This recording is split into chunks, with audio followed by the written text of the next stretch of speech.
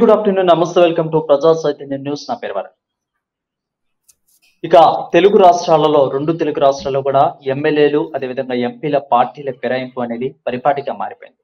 ఒకప్పుడు ఇలాంటివి లేకపోయినా కానీ ప్రజెంట్ ఇప్పుడు చాలా ఎక్కువైపోయాయి. రెండు తెలుగు రాష్ట్రాలు ఎస్పెషల్లీ చాలా ఎక్కువ మంది కూడా పార్టీలు మారుతున్నారు. అయితే ఇక పార్టీ ఓడిపోతుంది లేదా పార్టీ ఓడిపోయిందని తెలిస్తే చాలు ఖచ్చితంగా పార్టీ మారే యోచనలో ఎమ్మెల్యేలు ఎంపీలు కూడా ఉన్నారు.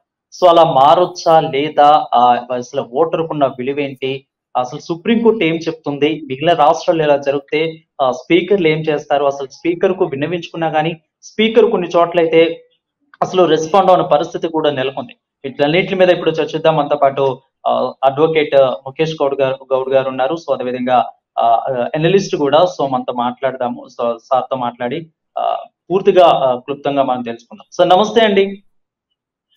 నమస్తే అండి వరుణ్. ముఖేష్ గారు, అసలు ఓటర్కి ప్రజాస్వామ్యంలో ఓటర్కి అసలు ఉన్న విలువేంటి? ఇలా పార్టీలు మారిపోవటము, ఒక పార్టీలో గెలిచి మరొక పార్టీలోకి ఇలా వెళ్ళిపోవటం వల్ల ఓటు వేసిన ఓటరు విలువ తగ్గిపోతుంది. సో అసలు ఓటర్కి ప్రజాస్వామ్యంలో ఉన్న విలువేంటి అసలు? ఓటర్కి ప్రజాస్వామ్యంలో ఎప్పటికైనా విలువ ఉంటుందండి. ఏదైనా ఒక డెమోక్రటిక్ కంట్రీలో అత్యంత విలువైన వ్యక్తి ఎవరన్నా ఉన్నారు అని అంటే ఒక ఓటరు మాత్రమే. కానీ ఒక ఓటర్ ఎప్పుడైతే చైతన్యవంతంగా తన నిర్ణయాన్ని చెప్పలేకపోతున్నాడో అది ఒక పెద్ద ఫాల్ట్గా మారిపోతున్నది. ఇప్పుడు మీరు అన్నారు ఓటరు ఎందుకు ఇంపార్టెంట్ అని అంటే, మనం దేశంలో కానీ రాష్ట్రంలో కానీ రీసెంట్గా జరిగినటువంటి ఎలక్షన్స్ను మనం కనుక పరీక్షిస్తే ఓటర్ అనేవాడు నాకు ఫ్రీ బీస్ కావాలి, నాకు పథకాలు కావాలి, నాకు సంక్షేమం కావాలి, నాకు ఇంకోటి కావాలి అని కాకుండా ఓటర్ అనేవాడు నాకు రక్షణ కల్పించాల్సినటువంటి చట్టాలు కావాలి, నాకు రక్షణ కావాలి, నా దేశం బాగుండాలి అని అంటే ఈ రాజ్యాంగం ఇచ్చినటువంటి ఏదైతే ఓటు హక్కు ఉందో ఆ రాజ్యాంగానికి లోబడి చేయబడినటువంటి చట్టాలు మాత్రం నాకు కావాలి, బలీయమైనటువంటి చట్టాలు కావాలి. ఏదైనా నేరం జరిగినట్టయితే ఒక నిర్ణీత కాలంలో మనకు తీర్పు వచ్చే విధంగా ఉండాలి. బాధితులు ఎవరైతే ఉంటారో వాళ్ళ తరపున మన చట్టం మాట్లాడేటట్టు ఉండాలి అని చెప్పి, అంటే నాకు మంచి చట్టాలు కావాలి, మంచి వ్యవస్థ కావాలి దేశంలో అని ఒక రాజకీయ పార్టీని కానీ ఒక రాజకీయ నాయకుడిని కానీ ఎన్నుకోవాల్సినటువంటి సందర్భంలో మనకి ఒక రివర్స్గా ఏం జరుగుతూ ఉంది అని అంటే, మతం పేరు మీద ఎన్నికలు జరగడం, మారణ హోమాలు జరగడం, పథకాల పేరు మీద ఈయన 1000 ఇస్తంటే ఇంకో అతను 2000 ఇస్తాని మభ్యపెట్టడం, ఇవన్నీ ఏంది అని అంటే ఈ డెమోక్రటికల్ వాల్యూస్ ఏవైతే ఉన్నాయో వాటిని తప్పుదోవ పట్టించే విధంగా రాజకీయ నాయకులు ఉన్నారు.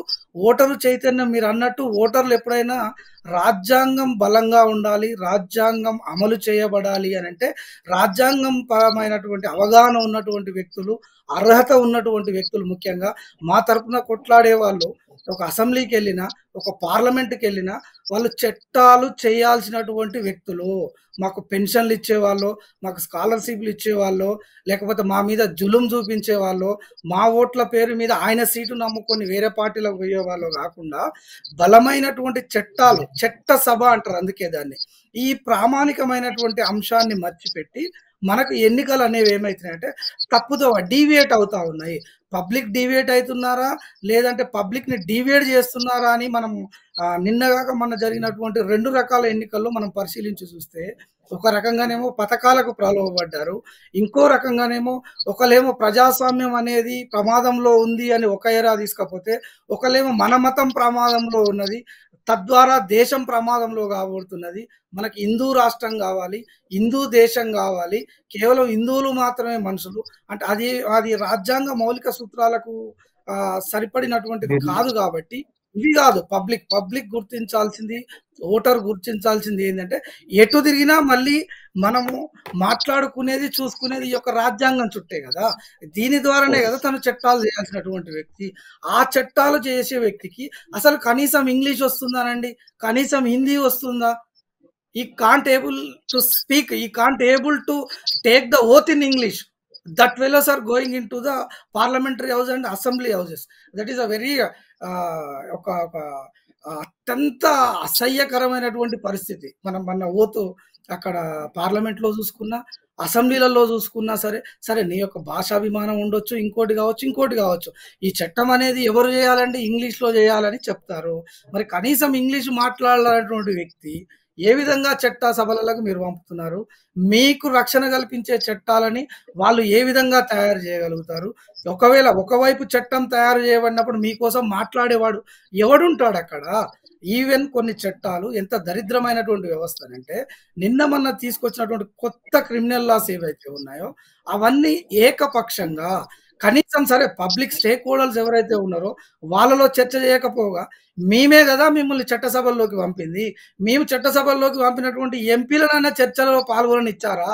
ఏకంగా 146 మందిని సస్పెండ్ చేసి మీరు ఏకధాటిగా, ఏకపక్షంగా మీరు చట్టాలు తీసుకొనొస్తే అవి ఇన్‌కమ్ టు ప్రాక్టీస్ ఏ విధంగా ఉంటాయో అనేది ఒకసారి ఆలోచిస్తే ఆ చట్టాలు అన్నీ రాజ్యాంగానికి లోబడి ఏం కనబడట్లేవు. అంటే అంత హరీబరీగా చట్టాలు చేసేటటువంటి వ్యక్తుల్ని సరే ఇది అంటే ఇప్పుడొచ్చిందే అనుకుందాం జూలై 1కెళ్ళి దానికి సంబంధించి జరుగుతా ఉన్నది.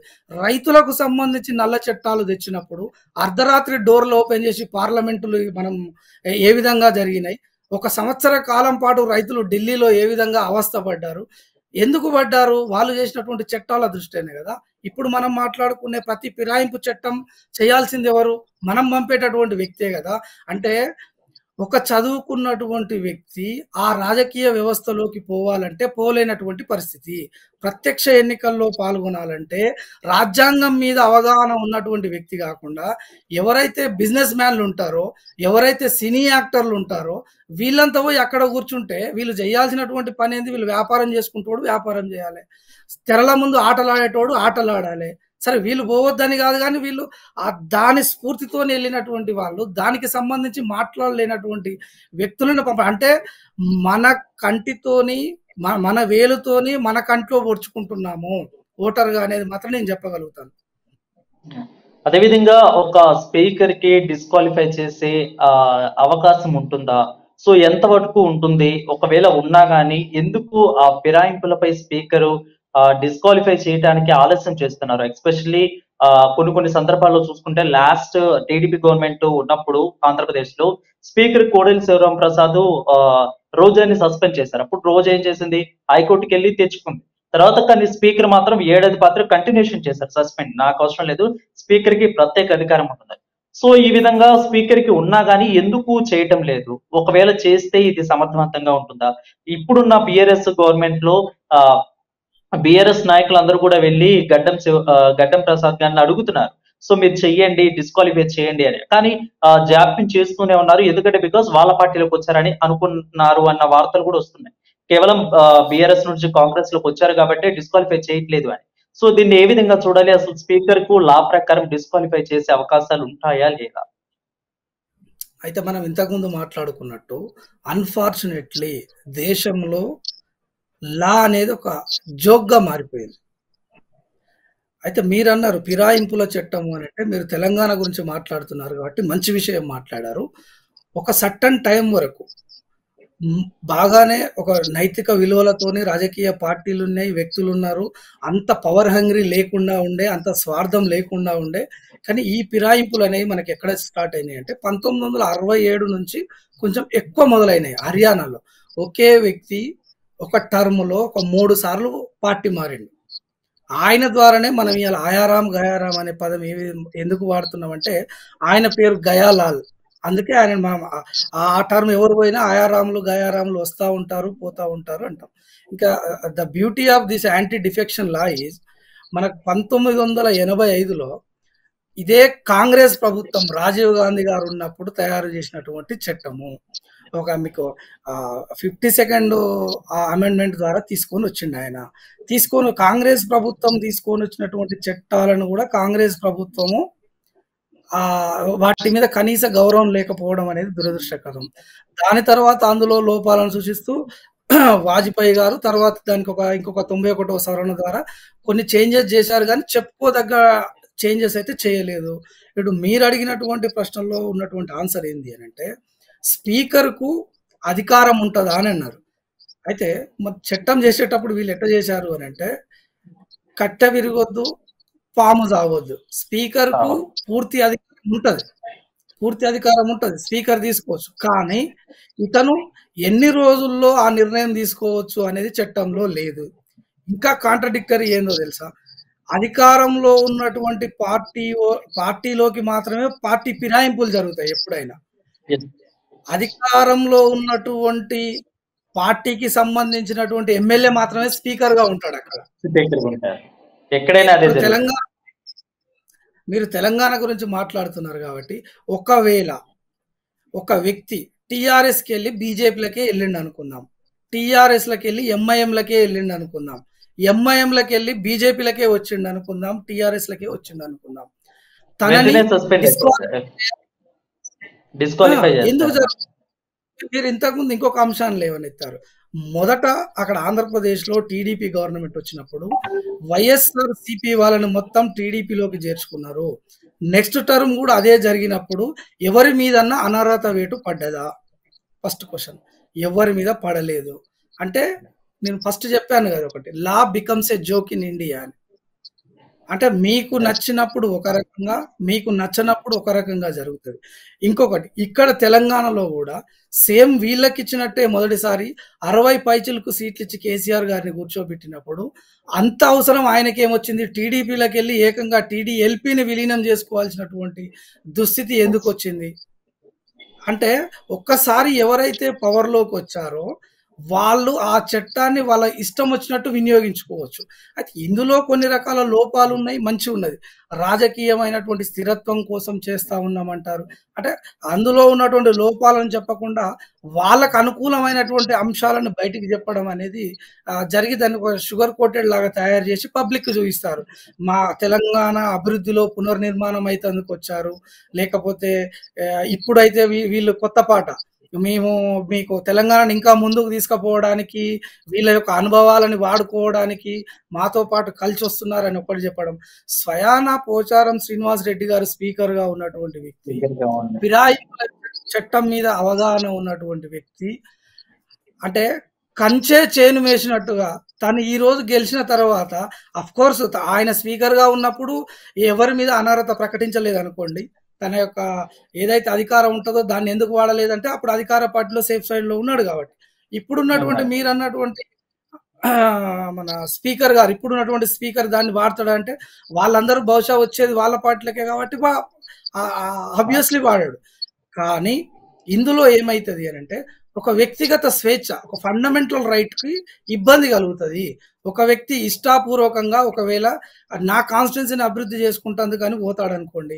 ఒకవేళ నా పార్టీకి నేనొక పార్టీలో గెలిచిన తర్వాత, ఆ పార్టీ మీద నాకేమైనా డిఫర్స్ వచ్చినాయనుకోండి ఆ అధ్యక్షునితోని, అయినా నేనక్కడ కొనసాగలేను గదా! నా ఆత్మగౌరవానికి, నేను తీసుకునేటటువంటి స్వేచ్ఛకు, నాకు నిర్ణయానికి ఇబ్బంది కలుగుతది గదా! అలాంటప్పుడు నేను స్వేచ్ఛగా పార్టీ గూడా మారేటటువంటి హక్కుంటది గదా! అందుకోసం అనేది ఏవైతే కొన్ని లొసగులున్నాయో, వీటినన్నిటిని దృష్టిలో పెట్టుకొని వీళ్ళు సింపుల్‌గా పార్టీ మారి వేరే వేరే కారణాలు చెప్పుకుంటూ వస్తూ ప్రజలను మభ్యపెడతా ఉన్నారు. కానీ తర్వాత ఏమైంది?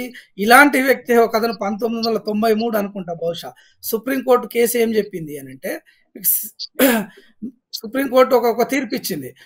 Speaker is not supreme in this act. They can come from the judicial review అని అన్నది. అంటే వీళ్ళు ఇక్కడ హైకోర్టు పోవచ్చు, హైకోర్టు వినకపోతే సుప్రీం కోర్టు పోవచ్చు. చూస్తూ ఉంటుంటే ఆల్రెడీ కాలం గడిచిపోతా ఉంటది. అంటే మీకు మీరన్నారు ఇప్పుడు దాదాపు 7, 8 నెలలు అయితుంది ఎలక్షన్స్ వచ్చి. అంటే బహుశా 5 సంవత్సరాల కంటే ఒక 6 నెలల ముందే మనకి ఎలక్షన్ ప్రక్రియ నడుస్తుంటది. చూస్తా ఉంటే ఇంకో 3 సంవత్సరాలు అయిపోతది. వీళ్ళ ట్రయల్సో ఇంకోటో జరుగుతూ ఉండి పుణ్యకాలం కాస్త గడిచిపోతది. మనం ఏదైనా అర్హత విషయంలో స్పీకర్ తీసుకునేటటువంటి అర్హత గాకుండా ఎన్నికల్లో ఏదైనటువంటి వ్యక్తి మన ప్రజా ప్రాతినిధ్య చట్టం ప్రకారం ఏదైనా ఆయన సరిగ్గా తను చేయలేకపోయినప్పుడు అపోజిషన్ వ్యక్తి కేసు వేస్తే గూడా మీరు మొన్న ఎలక్షన్ కంటే ముందు చూశారు. హైకోర్టు టకాటకా అల్మారాలో ఉన్నటువంటి ఫైళ్ళని దులిపేసి 6 నెలలైతే ఎలక్షన్ కోడ్ వస్తుంది అనంగా దానికున్న బూజు దులిపి వీడు ఇన్ని రోజులు మంచిగా ప్రశాంతంగా పవర్ ఎంజాయ్ చేశాడు. వాళ్ళు చేసింది తప్పే కావచ్చు బహుశా. కానీ తప్పా కాదా అని చెప్పాల్సినటువంటి కోర్టు కూడా మీకు 4 రోజులైతే ఎలక్షన్ కోడ్ వస్తది అనంగా యుద్ధ ప్రాతిపదికన మీకు ఈ కేసులనే చూడాలి, వీని సంగతి ఏందో చూడాలి అని చెప్పి చూస్తే నాకు 6 నెలల్లో అయిపోయేటటువంటి మీరిచ్చేటటువంటి తీర్పుని తీసుకుపోయి నేను సుప్రీం కోర్టులో పడేస్తా కదా. చూస్తుంటే 6 నెలలు మళ్ళీ అయిపోద్ది కదా. అంటే ఒక సిస్టమ్ ఏదైతే ఉందో స్పీడీ జస్టిస్ అని అనొచ్చు, అందులో కొన్ని లోపాలు ఉండొచ్చు. కానీ ఒక్క దగ్గర కాదండి, చట్టం చేసే దగ్గర నుంచి మొదలుకుంటే, అమలులో నుంచి మొదలుకుంటే ప్రతి దగ్గర ఒక ల్యాగ్ జరుగుతా, ఒక ఒక సీరియల్ టైప్ నడుస్తా ఉన్నది.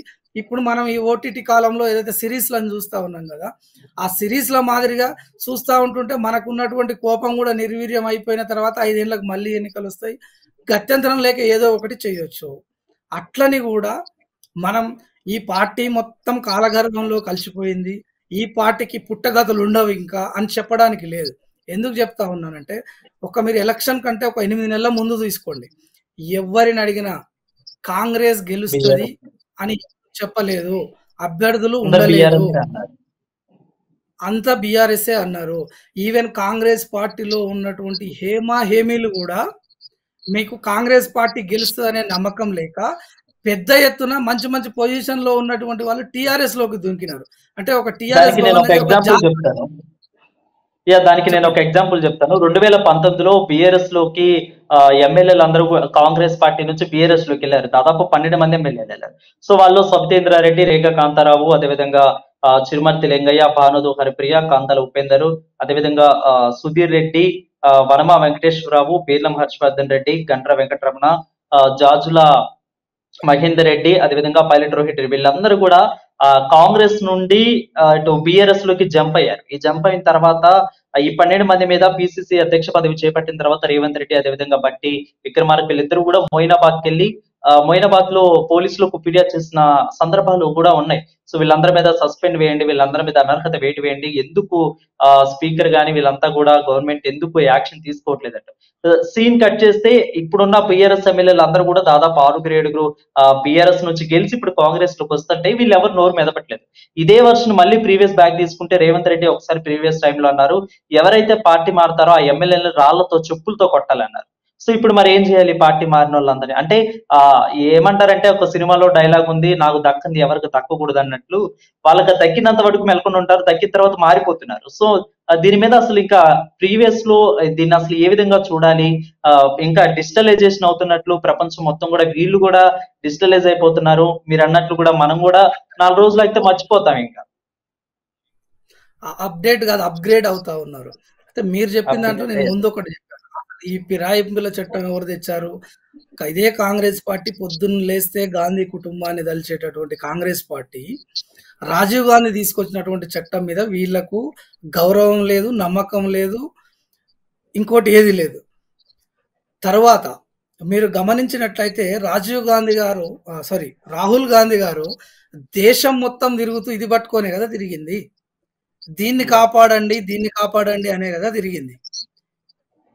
రాజ్యాంగం పట్టుకొని ప్రచార సభలు చేసిండు కదా.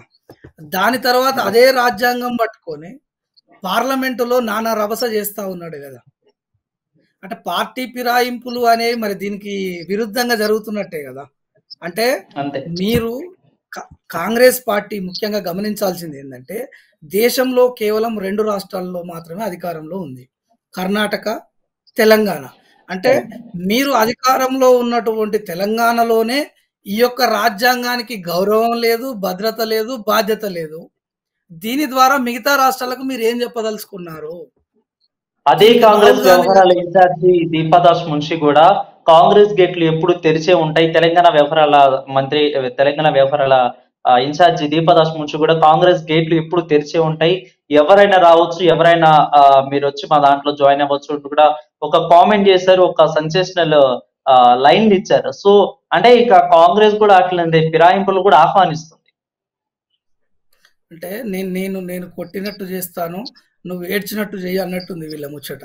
ఇప్పుడు సభ అవుతుంటే కూడా పార్లమెంటులో అదే కాన్స్టిట్యూషన్ చేతిలో లేనిది మాటలు రావటం లేదు రాహుల్ గాంధీకి. ఇదే మోడీ ప్రభుత్వాన్ని ఎదుర్కోవడానికి అత్యంత ఒక రామబాణం లాగా తయారైంది తన చేతిలో రాజ్యాంగం. అదే రాజ్యాంగాన్ని నీకు అధికారంలో ఉన్నటువంటి, నీ పార్టీ అధికారంలో ఉన్నటువంటి రాష్ట్రంలో నువ్వు ఎందుకు దాన్ని కన్సిడరేషన్ చేయట్లేవు అనేది కూడా రేపు ప్రజలు అడుగుతారు కదా. ఇంకొకటి, ఈ యొక్క తెలంగాణలో ఈ ఒక్కసారి వచ్చింది అనుకోండి, ఇంకోసారి వస్తదే అనుకోండి. నీకు రావాల్సినటువంటి ప్రధానమంత్రి పోస్టు రేపు వేరే రాష్ట్రాలలో ఉన్నటువంటి ప్రజలు ఖచ్చితంగా అడుగుతారు. అయ్యా, నువ్వు రాజ్యాంగాన్ని పట్టుకొని తిరుగుతా ఉన్నావు కరెక్టే. ఇలాంటి రాజ్యాంగానికి అవమానం జరుగుతుంటే, ఇలాంటి రాజ్యాంగం ఉల్లంఘిస్తా ఉంటే, మీ పార్టీ అధికారంలో ఉన్నటువంటి తెలంగాణలో మీరు దాన్ని అమలు చేయకుండా ఏ ముఖం పెట్టుకొని మీరు మా రాష్ట్రాల్లోకి వస్తారని రేపు అడుగుతారు కదా ప్రజలు. కాబట్టి ఆల్రెడీ ఇక్కడ ఏంది మహారాష్ట్ర శివసేన మీద కూడా సుప్రీంకోర్టు ఎమ్మెల్యేల ఫిరాయింపు మీద కూడా ఆల్రెడీ ఒకసారి కూడా ఒక స్టేట్మెంట్ ఇచ్చింది, మనందరికి కూడా జ్ఞాపకం ఉంది. ఇప్పుడు మీకు బీజేపీ చేసిన ఫిరాయింపులలో వాళ్ళు బెదిరించి చేస్తా ఉన్నారు. ఇప్పుడు వీళ్ళకి అవసరం లేదు. పబ్లిక్ లో విపరీతమైనటువంటి పాజిటివ్ ఉంది కాంగ్రెస్ పార్టీకి. మంచి మెజారిటీ ఉంది, ఎంఐఎం మద్దతు ఉంది. ఇవన్నీ పెట్టుకున్నప్పుడు ఈ ఫిరాయింపులు అనే అనైతికం. ఇక్కడ ఈ ఫిరాయింపుల వల్ల మీరు ఒక మాట అన్నారు, ఏ విధంగా నష్టం జరుగుతుంది అనేది ఒక రకంగా పక్కకు పెడితే, అసలు నష్టం జరిగేది ఎవరికి తెలుసా? పార్టీని నమ్ముకొని మెడలు కాయలు గాయంగా జెండా మోసినటువంటి కార్యకర్తలకు, దాన్ని నమ్ముకొని వీళ్ళకి అపోజిట్ లో పోటీ చేసి కోట్ల రూపాయలు వెచ్చించి 10 సంవత్సరాల జీవితాన్ని వాళ్ళు వదులుకొని అధికార పార్టీకి వీళ్ళు వాళ్ళ యొక్క ప్రతి ఘటనకు వీళ్ళంతా ఎదురొడ్డి నిలబడి, అయినా మేము కాంగ్రెస్ లోనే ఉంటామని ఎవరైతే నిలబడ్డారో వీళ్ళంతా ఈ రోజు ముందల లైన్ లోకి వస్తే, ఈ రోజు రేపు ఇచ్చే మంత్రి పదవుల పంపకమే కావచ్చు, నామినేటెడ్ పదవులే కావచ్చు, అసలైనటువంటి లబ్ధిదారులు పార్టీలో ఎవరు ఉన్నారో వాళ్ళు నష్టపోయేటటువంటి అవకాశం ఉంది. అందుకే బహుశా అక్కడ సెంట్రల్ కమిటీ ఒప్పుకున్నట్టున్నది. ఏదో జరిగింది మొత్తం మీద. అంటే మా సింబల్ మీద గెలిచిన వాళ్ళకు మాత్రమే మేము మంత్రి పదవులు ఇస్తాము అని చెప్తా ఉన్నారు.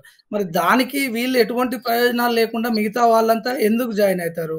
వాళ్ళు ఇన్ని రోజులు చేసినటువంటి అవినీతిని అరికట్టుకోవడానికా, వాళ్ళకు ఉన్నటువంటి ఆ పవర్ సెక్యూరిటీ ఏదైతే ఉందో దాన్ని చూపించుకోవడానికా, లేదు అని అంటే ఒక డామినెంట్ క్యాస్ట్. మనం ఆల్రెడీ ఎన్నికల ముందు మాట్లాడుకున్నది ఏంది, వీళ్ళు చెప్పింది ఏంది, ఇది దొరల తెలంగాణ అన్నారు. మరి దొర పోయిండు, ఒక రెడ్డి ఆయన వచ్చిండు కదా, మరి ఇప్పుడు రెడ్ల తెలంగాణ అనాలా? ఎవరు తీసుకోవాలి ఆ నినాదాన్ని? ఇప్పుడు దొరల తెలంగాణ అని చెప్పి ఎస్సీ ఎస్టీ బీసీలను రెచ్చగొట్టింది ఈ రెడ్డి వర్గాలు.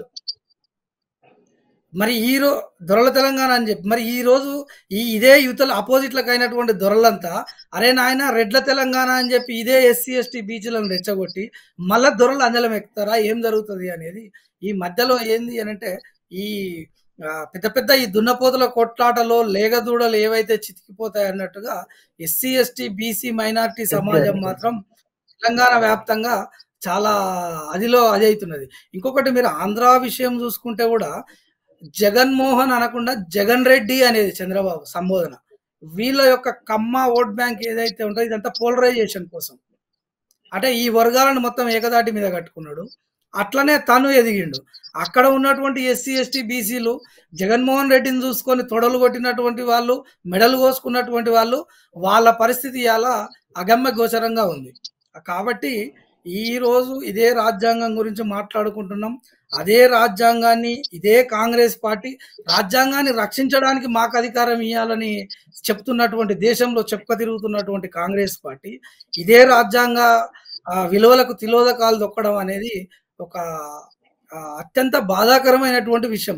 సరే, వాళ్ళ యొక్క పర్సనల్ పార్టీలో ఎటువంటి నిర్ణయాలు తీసుకుంటున్నారు, ఎందుకు తీసుకుంటున్నారు అనే నేను అనుకుంటాను అక్కడ అధినాయకత్వాన్ని మేనేజ్ చేయడంలో రేవంత్ రెడ్డి గారు సఫలమవుతున్నాడు. కానీ ఈ పాత కాంగ్రెస్ వాళ్ళు ఉంటారు కదా, మెయిన్ కాంగ్రెస్, ఒక పాత కాంగ్రెస్, ఆ కాంగ్రెస్ పార్టీ ఏదో తెలియనటువంటి ఇన్సెక్యూరిటీ ఫీలింగ్ వచ్చింది. ఏం జరుగుతుందో పార్టీలో రాబోయే రోజుల్లో కూడా పాతుకుపోయి కాంగ్రెస్ లోనే ముందే ఉన్న జగ్గారెడ్డి గాని ఇట్లాంటి మహానేతలు, విహెచ్ గాని ఇలాంటి వాళ్ళకి మళ్ళీ ఇప్పుడు కొత్తగా జాయిన్ అయిన బిఆర్ఎస్ నుంచి వచ్చిన కొత్తగా వచ్చిన ఎమ్మెల్యేలకు కూడా వీళ్ళకు కూడా పదవుల్లో గానీ రాబోయే 2.5 సంవత్సరాల తర్వాత విభేదాలు వచ్చే అవకాశాలు కూడా ఉన్నాయి. కాంగ్రెస్ పార్టీ మళ్ళీ కుప్పకూలే పరిస్థితి కూడా ఉంటుంది ఫిరాయింపుల వల్ల అంటూ కూడా ప్రజలు అంటున్న పరిస్థితి ఉంది. అయితే కుప్ప ఊలడం అనేది జనాల యొక్క ఆగ్రహం మీద ఆధారపడి ఉంటది. వీళ్ళకు నేనంటాను ఒక విజనరీ లేకుండా పోతున్నారు పాలనలో. ఆ విజన్ ఏంటి? మీ లక్ష్యాలు ఏంటి? నేను 6 గ్యారంటీలు అంటే అది లక్ష్యం కాదండి. అదొక భాగం మాత్రమే. దాన్ని గాకుండా మీరు రాష్ట్రాన్ని ఏ విధంగా అభివృద్ధి అంటే వీళ్ళు ప్రతిసారి ఒక పథకాన్ని ముందలేసుకొని, ఆ పథకాన్ని ఇంప్లిమెంట్ చేసేదానికి ఏ విధంగా టాక్సులు పెంచాలి? ఏవి అమ్మేసేయాలి? ఏ విధంగా అప్పులు తేవాలి? ఏ విధంగా నిధులు తెచ్చుకోవాలి? ఇప్పుడే అనుకుంటా మోడీ గారితోని కలిసిర్రు. మల్లుబట్టి విక్రమార్క, రేవంత్ రెడ్డి గారు గూడా.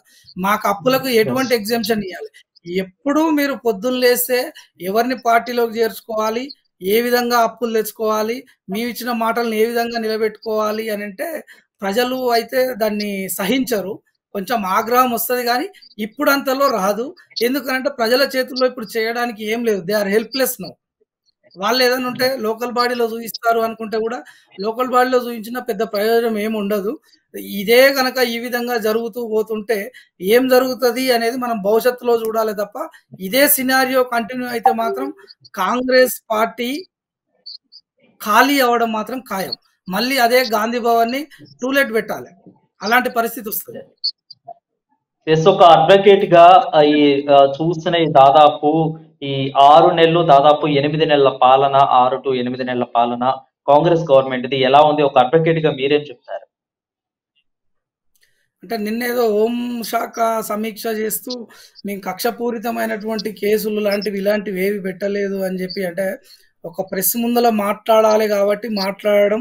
వీళ్ళు పూర్తిగా మాకిన్ని రోజులు ఎవరెవరు ఇబ్బంది పెట్టారు, వీళ్ళ యొక్క రెడ్ బుక్‌లా, బ్లాక్ బుక్‌లా ఏమున్నాయో ఓపెన్ జేసి, అధికారుల ట్రాన్స్‌ఫర్స్‌లు గాని, అన్‌ఎక్స్‌పెక్టెడ్‌గా తెల్లారే వరకు ఐఏఎస్‌లు మారడం, కింది స్థాయి ఉద్యోగులను మార్చుకోవడం, అవి పోలీస్ శాఖని అది జేయడం, ఇవన్నిటి మధ్యన ఏం జరుగుతుంది అనంటే, అడ్మినిస్ట్రేషన్ అనేది ఒక తప్పుదో పట్టిపోయి ఆ అడ్మినిస్ట్రేషన్‌లో ఇప్పుడు మీరున్నారండి వరుణ్ గారు.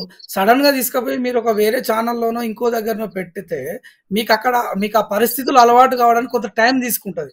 అధికారుల పరిస్థితి కూడా డెఫినెట్‌లీ. ఎవరికీ చెప్పుకోలేనటువంటి బాధలో ఉన్నారు వాళ్ళు. వాళ్ళు లోపల లోపల మాట్లాడుకుంటుంటారు తప్ప, ఇప్పటికిప్పుడు వాళ్ళు మాట్లాడితే వాళ్ళ మీద ఇంటెలిజెన్స్ ఉంటది. వాళ్ళకు రేపు ప్రమోషన్స్ ఉంటాయి. కానీ ఏం చేయలేనటువంటి పరిస్థితిలో వాళ్ళు చేతులెత్తేస్తున్నారు. సింపుల్ అండి. హైదరాబాద్‌లో బయటికెళ్ళండి. ఎంత ఘోరంగా ట్రాఫిక్ జామ్ అయితుంది. ఇదొక్కటి చాలు గదా! కరెంట్ ఎందుకు పోతుందంటే ఉడతలు పడ్డాయి, తొండలు పడ్డాయి. It's nonsense answers are coming from that ruling government. అది కొట్టొచ్చినట్టు కనబడుతుంది. అంటే ఒక సమస్యొచ్చినప్పుడు ఒక ఎమికబుల్ సొల్యూషన్ తీసుకురావాలి. ఒక గౌరవప్రదంగా మాట్లాడాలి. ఒక బాధ్యతాయుతంగా మాట్లాడాల్సింది పోయి, మీరు ప్రతిపక్షంలో ఉన్నప్పుడు ఎంతంటే అంత మాట్లాడి, నిన్న గాక మొన్ననేమో నేను చూసినాను. ఒక రిపోర్టరు ప్రెస్ మీట్ పెడితే, ప్రెస్ మీట్ పెట్టినప్పుడు ఎందుకు పెడతారండి? రిపోర్టర్స్ అడిగినటువంటి ప్రశ్నలకు సమాధానం చెప్పాలె. చెప్పలేక లేచి ఎళ్ళిపోతున్నారు అనంటే మీ అసమర్థత, మీకు ఈడికి సరిపోయిందా? మరి ఇంకేం జేస్తారు రాష్ట్రాన్ని అనేది గూడా అర్థం గావట్లేదు. రేపు ఇంకా అసలు కథ ఏముంది అంటే, రేపు శనివారం నాడు జూన్ 6 తారీఖు రోజు 2 రాష్ట్రాల ముఖ్యమంత్రులు కలుస్తారట. ఒక 89 సంస్థలకు సంబంధించినటువంటి సమస్యలున్నాయి. కొంత కోట్ల రూపాయల విలువకు సంబంధించినటువంటి సమస్యలున్నాయి. నదీ జలాల సమస్యలున్నాయి. అసలు మనకు ఆంధ్రప్రదేశ్ పోటే గాదు. ఏ అంశంలో జూసుకున్నా పోటీ గాదు. కానీ దానితోని పోటీ పడదాము, పోటీ పడాలనుకుంటున్నా నేను ఆ నాయకునితోని అనడం గూడా, అదే కాంగ్రెస్ పార్టీలో ఉన్న వాళ్ళకి గూడా నచ్చట్లేదు. కానీ తప్పని పరిస్థితుల్లో ఇప్పుడు ప్రజలెట్లా భరిస్తా ఉన్నారో, ఒరిజినల్ కాంగ్రెస్‌కు సంబంధించినటువంటి కార్యకర్తలు, అందులో ఉన్నటువంటి లీడర్లు తప్పని పరిస్థితులలో భరిస్తా ఉన్నారు. కానీ ఇవన్నిటి దృష్ట్యా చూస్తే మీరేదో మేనేజ్ చేసుకుంటా డే టు డే మేనేజ్ చేసుకుంటా ఎళ్ళిపోతున్నారు తప్ప, చెప్పుకోదగ్గ మార్పులైతే జరగలేదు. వాళ్ళన్నటువంటి పరిపాలనలో మార్పు అంటున్నారు గదా! ఆ మార్పయితే నాకెక్కడ కనబడలేదు. పేర్లల్లో మార్పు ఇవన్నీ కామన్. టీఎస్ నుంచి టీజీ జేయడం, అదేదో ప్రజాభవన్ అనేది దానికి ఇవన్నీ సిల్లీ సిల్లీ పరిజ్ఞానం అంశాలు. ప్రజాభవన్. వీటితోని ప్రజలకు ప్రజలకు వాళ్ళ యొక్క నిత్య జీవితంలో రావాల్సినటువంటి మార్పులు మొన్న ఎవరికి ఇండ్లు లేవు, ఎవరికి పెన్షన్ లేదు, మీరు అప్లై చేసుకోండి అని జెప్తే, పట్టణాల్లో ఉన్నటువంటి వాళ్ళు పల్లెకు పరిగెత్తిర్రు. ఈ యొక్క డిజిటల్ ఎరాలో మా ఇంట్లో నేను కూర్చొని మాట్లాడుతున్నాను. మీ స్టూడియోలో మీరు కూర్చొని మాట్లాడుతున్నారంటే కారణం ఏందండి? Digital revolution. ఇంత వ్యవస్థ పెట్టుకొని నేను మళ్ళీ ఒక కాగితం రాసుకొని పోయి అక్కడ సదరు అధికారికి నేను మళ్ళీ అప్పీల్ చేసుకోవాలి. నాకు ఇది లేదు, నాకు అది లేదు అని చెప్పి. నేను ఇదే సిస్టంలో నేను కొట్టి ఫార్వర్డ్ చేయలేనా? అలాంటి ఒక అప్డేటెడ్ సిస్టమ్ ఎందుకు తేవలేకపోతా ఉన్నారు? మీరు ధరని అంటారు, తీసి పేరు మారుస్తాం అంటున్నారు. అందులో లోపాలు ఉన్నటువంటి మాట వాస్తవము. మీరు కాలుకు మురిగిపోతే కాలు కొట్టేసుకుంటాం అంటే కాదు కదా. ఆ యొక్క విధంగా అంటే కొంచెం అడ్మినిస్ట్రేషన్ అయితే మనం చెప్పుకోదగ్గ స్థాయిలో లేదు. ఇక వాళ్ళు ఎంతసేపు రాజకీయాలు అయిపోయి 7 నెలలు 8 నెలలు గడుస్తున్నప్పటికీ ఇంకా రాజకీయాలే మాట్లాడాల్సి రావడం అనేది మన యొక్క దౌర్భాగ్యం అని మాత్రం చెప్పదలుచుకున్నాను. అయితే ఇక సుప్రీంకోర్టు అదేవిధంగా హైకోర్టు యొక్క సస్పెన్షన్ ఈ పార్టీ ఫిరాయింపుల మీద ఎలాంటి లాస్ ఉన్నాయి సుప్రీంకోర్టులో అదేవిధంగా హైకోర్టులో? అంటే ఆల్రెడీ కూడా కాంగ్రెస్ పార్టీ దీన్ని అయితే తెచ్చింది ఫిరాయింపుల చట్టాన్ని. బట్ ఇప్పుడు లేటెస్ట్ గా దాంట్లో ఎలాంటి మార్పులు చేశారు? ఇంకా కఠినంగా ఉండాలి ఈ చట్టాలు అంటే ఎలాంటి చట్టాలు రావాల్సి ఉంది ముఖేష్ గారు? ఎలాంటి చట్టాలు వస్తే ఈ పార్టీ ఫిరాయింపులు అనేవి జరగకుండా ఉంటాయి? ఎలాంటి చట్టాలు అంటే, చట్టాల కంటే ముందు నేనేమంటున్నానంటే, ఎంఎన్ రాయ్ గారు ఒక ప్రతిపాదన తెస్తారు దేశంలో. Partyless democracy is important in India అని అంటారు. ముఖేష్ అనేటోడు ఎన్నిక అయిందంటే ముఖేష్ మాత్రమే అక్కడ రిప్రజెంటేషన్ చేయాలి, నా పార్టీ కాదు. పార్టీ రహిత ప్రజాస్వామ్యం వచ్చినప్పుడు మాత్రమే మనకు ఒక న్యాయం జరుగుతుంది పబ్లిక్ తప్ప. ఈ పార్టీలు ఉన్నన్ని రోజులు మెజారిటీ బై మైనారిటీ కాబట్టి ఇది ఖచ్చితంగా దాంట్లో లూప్ హోల్స్ ఉంటాయి. ఆ లూప్ హోల్స్ ను పట్టుకొని వాళ్ళు బయటికి రావడం చూస్తారు. ఇప్పుడు స్పీకర్ తీసుకోవాల్సినటువంటి నిర్ణయం మీద కూడా సుప్రీంకోర్టులో మీరు దావా వేస్తే సుప్రీంకోర్టు ఖచ్చితంగా జ్యుడిషియల్ రివ్యూస్ మ్యాండేటరీ అని అంటే, ఒకవేళ ఇక్కడ స్పీకర్ కి ఇప్పుడు చట్టం చేసిర్రు, చట్టం చేసిన స్పీకర్ అనే వ్యక్తి ఈ సర్టన్ పీరియడ్ లో 60 రోజుల 90 రోజుల సంవత్సరంలో మీరు దీని మీద నిర్ణయం తీసుకోవాలని పెట్టకుండా స్పీకర్ ఫైనల్ డిసిషన్ అని చేసి అక్కడ పడేసిర్రు. స్పీకర్ డిసిషన్ తీసుకోడు. దెన్ పరిస్థితి ఏంది? ఎందుకు తీసుకోవని అడగడానికి లేదు. ఏదంటే కోర్టులకు పోతున్నారు. ఆ కోర్టుకు పోతే ఏం చెప్తున్నది? హైకోర్టు 2 సంవత్సరాలు 3 సంవత్సరాలు అయిపోయిన తర్వాత అక్కడ ఏదైనా తీర్పు వస్తే మళ్ళీ సుప్రీంకోర్టులో సవాల్ చేస్తా ఉన్నారు. అంటే ఈ విధంగా ల్యాప్సెస్ జరుగుతూ ఉన్నాయి. ఈ చట్టాల అమలులో ఒక నిబద్ధత, నిజాయితీ ఇవన్నీ రావాల్సినటువంటి అవసరం ఉన్నది. చట్టాలు చేయడంలో కూడా లోపాలు ఎందుకు జరుగుతూ ఉన్నాయంటే, మనం ముందు డిస్కస్ చేసుకున్నట్టు చట్టాలు చేసేటటువంటి వ్యక్తులు, వాటి వయబిలిటీ ఇవన్నిటిని చూసుకోవాల్సినటువంటి అవసరం ఉన్నది. ఏదో నా పార్టీ ఈరోజు రూలింగ్లో ఉంది, కాంగ్రెస్ పార్టీ కాబట్టి నా అధికారి, నా ఎమ్మెల్యేనో, నా సీఎంఓ పిఎంఓ చెప్పిండు కాబట్టి ఒకటేసారి నేను బల్లలు జరిసి సంతకాలు పెట్టి వస్తాను అంటే కాదు. అందరూ చేసే ప్రతి చట్టం మీద చదువుకోవాల్సినటువంటి అవసరం ఉంటుంది. అందులో ఉన్నటువంటి తప్పుల్ని దేనాన్ని దేర్ అక్కడనే వాళ్ళు చెప్పగలిగే స్థాయిలో ఉంటే బాగుంటాయి. చట్టాలు మంచిగా తయారైతాయి తప్ప ఈ మోడీ ప్రవేశపెట్టిండు, నేను సప్పట్లు కొడతాను, వెళ్ళొస్తాను సంతకం పెట్టి అని అంటే పాస్ అవుతుంది. అక్కడ మాట్లాడేటోడు అపోజిషన్ వాళ్ళని తీసుకుపోయి బయటికి మెడలు పట్టి బయటికి నెట్టేస్తున్నారు కదా. మరి ఎవరు మాట్లాడాలి? వాళ్ళు ఎందుకు చేసిర్రు, ఎవరి కోసం చేసిర్రు అనేది కూడా అంటే ఇది మన కోడి ముందా గుడ్డు ముందా అన్నట్టు ఉంటుంది. మన భారతీయ వ్యవస్థలో ఎలాంటి చట్టాలు రావాలి అని అంటే చట్టాలు చేస్తూ సరిగా లేరు కదా.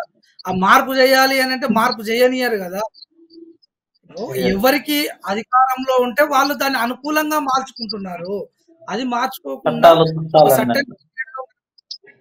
అవి తయారు కావాలి అంటే ఒక చదువుకున్నటువంటి జనరేషన్ చట్టసభల్లోకి వెళ్ళాలి, యంగర్ జనరేషన్ వెళ్ళాలి. మోర్ ఓవర్ మీరు కొన్ని పేర్లు చెప్పారు. ఇప్పుడు ఏదో వీళ్ళు పలానా పార్టీకి వెళ్ళి పలానా వాటికి వచ్చారు, కాంగ్రెస్ నుంచి టీఆర్ఎస్ లోకి వచ్చారు. ఇప్పుడు మీరు చెప్పినటువంటి పేర్లలో ఆడ ఇంకొక కొత్త ఆయన ఎప్పుడు కావాలి ఎన్నిక? ఈయన ఆల్రెడీ 10 సంవత్సరాలు కడుపు నిండా తిన్నాడు. మళ్ళీ ఇలా కొత్త పార్టీలకు అధికారంలో ఉన్నటువంటి పార్టీలకు వస్తున్నాడు. అక్కడ వేరే అతను ఒక చదువుకున్నోడు ఉంటాడు. మరి ఆయన ఎట్లా రావాలి అధికారంలోకి? ఆయన ఎప్పుడు చట్టాల చేయడంలో భాగస్వామ్యం కావాలి? ఇవన్నీ ఎక్కడ? పోచారం శ్రీనివాస్ రెడ్డి ఒక ముస్సలయ్య, 70 ఏళ్ళు ఉండొచ్చు. ఆయన కొడుకుల కోసం ఆయన పోయిండు. మరి అదే ఆయన కాన్స్టిట్యున్సీలో ఎమ్మెల్యే కావాలనుకున్నటువంటి అర్హత ఉన్నోడు ఎవడు లేడా? ఎవరి భవిష్యత్తు వాడు, ఎవరి పిల్లల భవిష్యత్తు వాడు చూసుకోవడం తప్ప ప్రజల భవిష్యత్తు చూడట్లేరు. వాళ్ళ యొక్క సొంత అవసరాల కోసం, వాళ్ళ యొక్క సొంత ఆస్తులను కాపాడుకోవడం కోసం, వాళ్ళ మీద ఉన్నటువంటి ఏమైనా ఎలిగేషన్స్ ఉంటే క్లియర్ చేసుకోవడం కోసం, ఆ అధికారంతో ఆట ఆడుకోవడానికి పోయి వీళ్ళు జనాలు ఇక్కడ ఏమైతున్నది అని అంటే నలిగిపోతా ఉన్నారు. ఎక్కడేసినటువంటి గొంగలు ఎస్, మీరు అక్కడనే అన్నట్లు ఉన్నది. ఇందాక పోచారం శ్రీనివాస్ రెడ్డిది టాపిక్ వచ్చినట్లు మల్లారెడ్డి కూడా వెళ్ళి కాంగ్రెస్ అగ్రనేతలతో కలిశారు. సో మనం కలిసినప్పుడు కూడా మల్లారెడ్డి మీద కూడా పార్టీ మారుతున్నట్లు వార్తలు వస్తే ఖచ్చితంగా పార్టీ మారను అన్నారు. సో ఇప్పుడు వస్తున్న వార్తలు మల్లారెడ్డి మళ్ళీ టీడీపీలోకి ఏమన్నా వస్తారేమో అని. వరుణ్ గారు ఇక్కడ ముఖ్యమైనటువంటి విషయం ఏంటంటే కేసీఆర్ గారు తప్పు చేశారు. ఫస్ట్ ఎవరికి చేశారు? ప్రజాసేవ మీద అవగాహన ఉండి ప్రజల మీద ప్రేమ ఉన్న వాళ్ళని పార్టీలోకి వస్తే ఆహ్వానించాలి.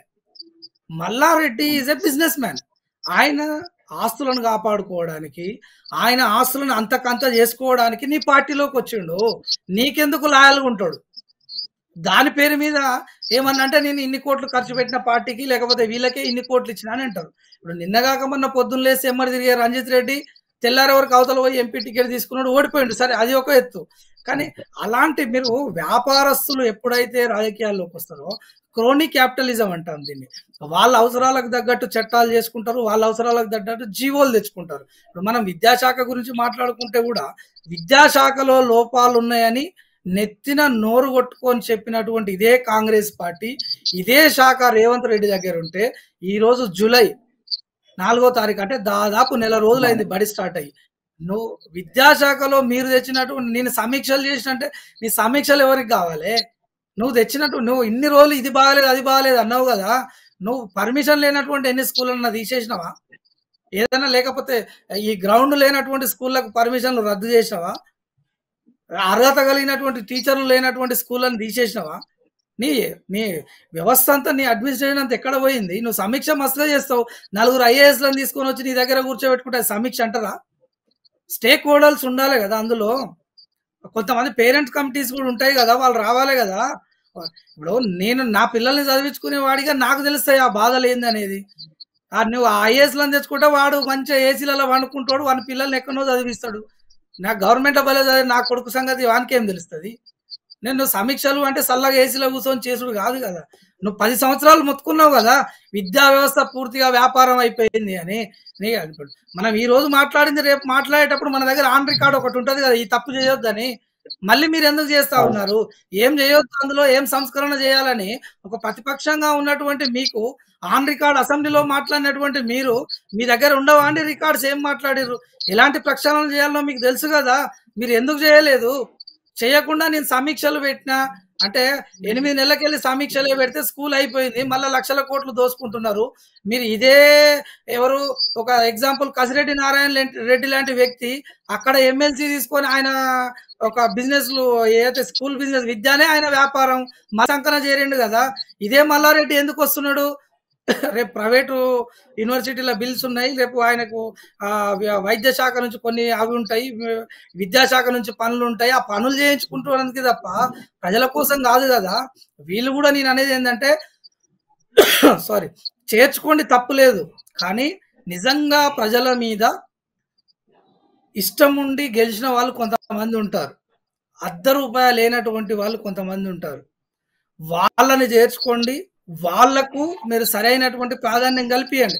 చిన్న ఎగ్జాంపుల్ అండి, మా ఎమ్మెల్యే గారు బాలునాయక్, నేనావత్ బాలునాయక్ దేవరకొండ ఎమ్మెల్యే ఒక 5 సంవత్సరాలు ప్రతిపక్షంలో ఉంటే తనకు తిరగడానికి కారు ఉండలేదండి, ఎవరో వాళ్ళు ఎక్కించుకొని పోయేది. అయినా ప్రజల కోసం పోరాటం చేసిండు, ఈ రోజు గెలిచిండు. ఈ రోజు ఆయనకు మంత్రి పదవి రావాలంటే ఎవరో జానారెడ్డి ఓకే అనాలి, ఉత్తమ్ కుమార్ రెడ్డి ఓకే అనాలి, కోమటిరెడ్డి ఓకే అనాలి, లేదంటే వాళ్ళ ఇంటి వాళ్ళకే ఇచ్చుకోవాలి. ఒక ఆయన కొడుకు, ఒక ఆయన పెళ్ళానికి, ఒక ఆయన. ఈ ఎస్టీ బాలునాయక్ అనే వ్యక్తి ఎప్పుడు మంత్రి కావాలండి? ఆయనకు అర్హత లేదా? చాలా మంది బిఆర్ఎస్ నుంచి వచ్చిన వాళ్ళే. అఫ్ కోర్స్ ఒకసారి పోయిండు, మళ్ళీ వచ్చిండు.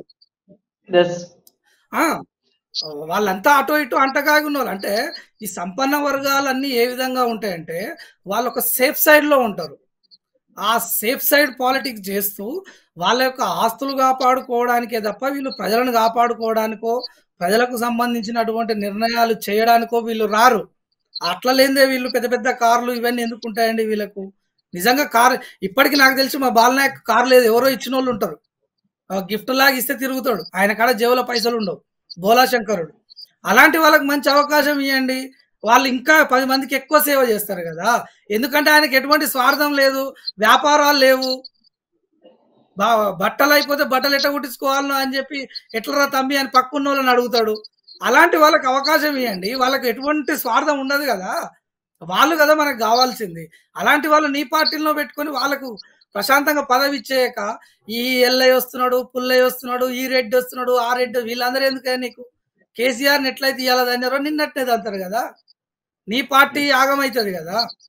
ముఖ్యంగా ఇంకొకటేంది అంటే, ఇక్కడ గమనించాల్సినటువంటి అవసరం ఏంది అంటే, కాంగ్రెస్ పార్టీని అధికారంలోకి తేవడానికి రేవంత్ రెడ్డి రాలేదు. రేవంత్ రెడ్డి అధికారంలోకి రావడానికి కాంగ్రెస్ పార్టీని వాడుకున్నాడు. That is the major difference. అందుకే అక్కడ సెంట్రల్ పార్టీ ఏ నిర్ణయాల మీద, ఏ రాజ్యాంగం మీద మాట్లాడుతుందో, ఆ రాజ్యాంగ విలువలు ఈయనకు తెలవదు. ఈయన సొంత ప్రయోజనాల కోసం పార్టీ మారిండు గదా! రేపు పార్టీ ఇంకా 10 కాలాల పాటు ఈళ్ళ పార్టీని గుర్తుపెట్టుకోవాలే, వీళ్ళ యొక్క పనులను గుర్తుపెట్టుకోవాలని ఏముండదు. తను సుస్థిరం జేసుకోవడానికి, తను 4 కాలాల పాటు సల్లగా ఉండడానికి చూసుకుంటాడు తప్ప పార్టీ ప్రయోజనాలుండవు. ఇప్పుడు నిన్నగాక మొన్న చనిపోయినటువంటి డీఎస్ గారు. పాపం ఆయన 2 సార్లు పీసీసీగా చేసిండు. ఒక్కసారి గూడా ఏం పదవి లేదు. అలాంటి నిస్వార్థమైనటువంటి వ్యక్తులకు అవకాశాలు రావాలి అని అంటా నేను. ఆ అవకాశాలు పాపం చివరి కోరిక చూడకుండానే కాంగ్రెస్ లోకి రావడం, డిఎస్ గారిది కూడా చివరి కోరిక కాంగ్రెస్ లోకి రావడం అని వచ్చిన తర్వాత చనిపోయారు. అవును. వయస్సు మీద పడ్డది. దానితో పాటు ఇగ పరిస్థితులు రాలేకపోయిండు గానీ, మంచి కాంగ్రెస్ ఎరా ఉన్నప్పుడు గూడా ఏం అనుభవించలేనటువంటి వ్యక్తి. అలాంటి వాళ్ళు కాంగ్రెస్ పార్టీలో నిర్వీర్యం అయిపోతున్నారు. సెంట్రల్ పార్టీ దీన్ని గూడా దృష్టిలో పెట్టుకోవాలి. పెట్టుకొని వాళ్ళు ఏమన్నంటే మేము రిజర్వేషన్‌లకు సంబంధించి మేమే ఎస్సీ, ఎస్టీల అట్రాసిటీలే గాని, బీసీల పక్షాన గాని, మైనారిటీల పక్షాన గాని మేము గొంతుకైతామని అంటారు. మీరు మా తరపున మీరు గొంతుకయ్యేదేందా? మాకే గొంతియ్యండి. మాకే అధికారం ఇయ్యండి. మేమే మాట్లాడుకుంటాం గదా! మేమే చట్టాలు ఓటేసేది చేసుకుంటాం కూడా గదా! అందుకే కదా, ఓటేసేది కూడా అందుకే అందుకే కదా ఓటర్లు. అధికారులని తీసుకొచ్చి పెట్టినటువంటి విధానం గూడా ప్రజలు సహిస్తలేరు తెలంగాణలో. అంతా ఒక డామినేటెడ్ కమ్యూనిటీని తీసుకొచ్చి ఐఎండ్‌లో కూర్చోబెట్టారు. వాళ్ళు ప్రభుత్వం మాది అని మాట్లాడుతున్నారట అధికారులు. ఎంత దౌర్భాగ్యం! మీదెట్లయితది ప్రభుత్వం? ఈ ఓట్లేసిన ఇంకెక్కడుంది ఎస్సీ, ఎస్టీ, ప్రజాస్వామ్యం? బీసీ అంతే గదా! ఇప్పుడు వాళ్ళు దొరల మీద కక్షలు తీర్చుకుంటందుకు రెడ్లు ఆడినటువంటి పన్నాగం. చరిత్ర మొత్తం ఇట్లే జరుగుతా ఉంటది. ఈ డామినెంట్ క్యాస్ట్, డామినెంట్ ఈ వర్గాలు ఏవైతే ఉంటాయో, వీళ్ళ తరపుకెళ్ళి వీ వీ వీ వీళ్ళ అధికారం కోసం వీళ్ళ మీద కొట్లాడతారు. వీళ్ళ అధికారం కోసం వీళ్ళ మీద కొట్లాడతారు తప్ప, ప్రజల కోసం మాట్లాడే వాళ్ళు తక్కువయ్యారు. కొత్తగా మీరన్నట్టు అప్‌గ్రేషన్ వచ్చింది. నెక్స్ట్ జనరేషన్ వస్తా ఉంది.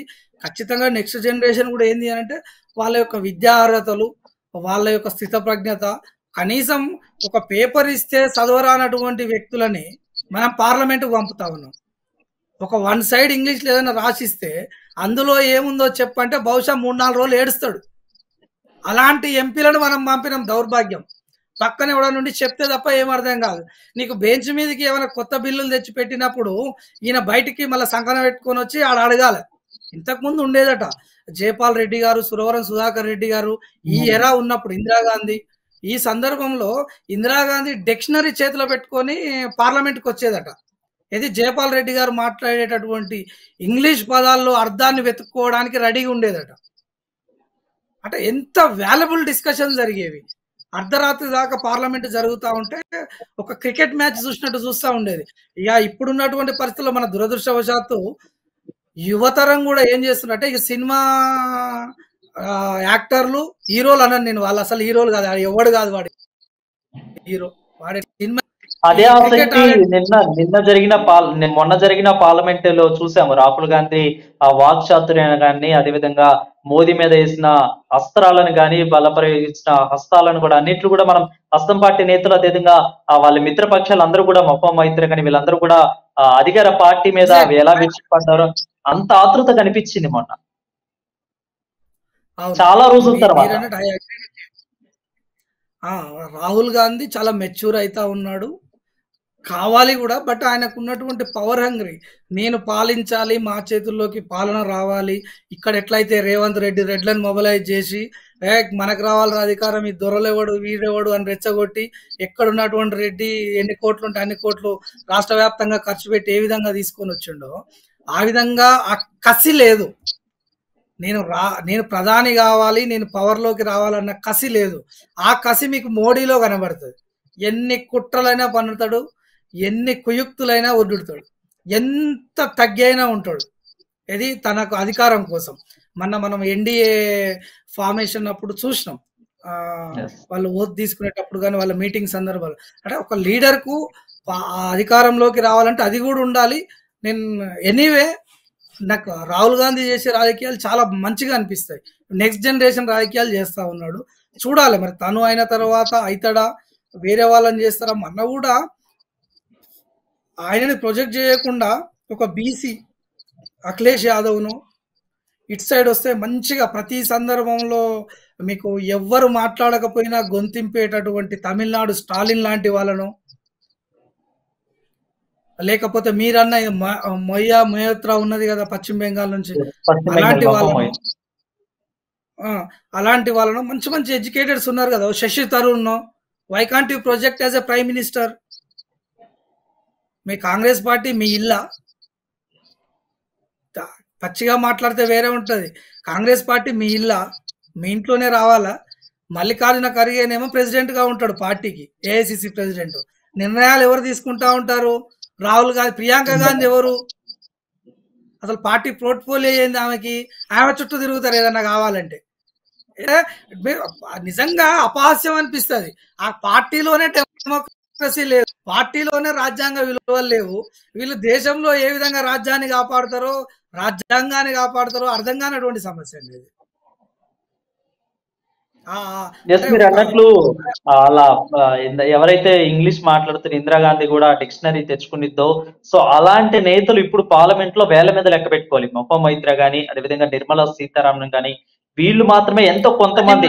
ఇక ఎస్, కొంతమంది మాత్రమే వీళ్ళు. Supriya Sule such a wonderful speeches they are giving in the parliament. మనం కూడా గూగుల్లో సెర్చ్ చేసుకుంటాం, గూగుల్ ట్రాన్స్లేట్ చేసుకుంటాం. వాళ్ళు మాట్లాడే పదాలు కూడా మనం కూడా గూగుల్ ట్రాన్స్లేట్ చేసుకొని చూసుకుంటాం ఏంటి పదాలకు అర్థాలని కూడా. అంత తక్కువ మంది ఉన్నారు ఇప్పుడు పార్లమెంట్ లో. అంటే మీరు ప్రాతిపాదికన ప్రజలు ఓట్లు వేస్తా ఉన్నారు. నాకు బీయింగ్ అనే మన voter in Nalgonda parliament constituency, I'm very shameful. Jana Reddy పెద్ద వ్యక్తి, ఆయన ఒక కొడుకుని ఎమ్మెల్యే చేస్తారు, ఒక కొడుకుని ఎంపీ చేస్తారు. భయ్ మీరు